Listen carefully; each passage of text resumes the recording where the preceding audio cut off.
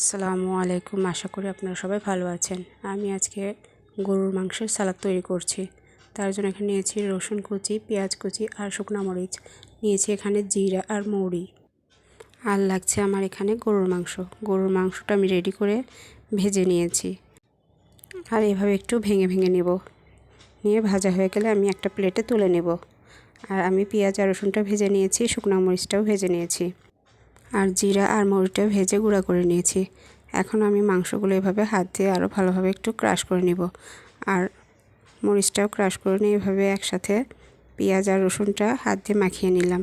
শুকনো মরিচের সাথে আমি একটু লবণ দিয়েছি, কারণ মাংসতে লবণ আগে থেকে ছিল। এই জন্য আমি লবণটা একটু কম করে দেব। আর দিয়ে দিচ্ছি ধনিয়ার পাতা আর শসা কুচি। আর দিলাম সামান্য একটু সরিষার তেল। এখানে চাইলে আপনারা টমেটোটাও অ্যাড করতে পারেন। আমার মেয়ে টমেটোটা পছন্দ করে না, এই জন্য আমি দেইনি। আর সব কিছু দিয়ে আমি হাত দিয়ে মাখিয়ে নিব এভাবে। আর জিরা আর যে মৌরিটা ভেজে রেখেছিলাম সেটাও দিয়ে দিলাম। দিয়ে আমি ভালোভাবে মেখে নিচ্ছি। আমার আজকে একটু ক্যামেরার সমস্যার জন্য ভিডিওটা দেখতে ভালো হয়নি, এই জন্য আপনাদের কাছে ক্ষমা প্রার্থনা করছি। আর আমার রেসিপিগুলো যদি আপনাদের ভালো লেগে থাকে অবশ্যই আমাকে সাপোর্ট করবেন। আমি চ্যানেলে নতুন।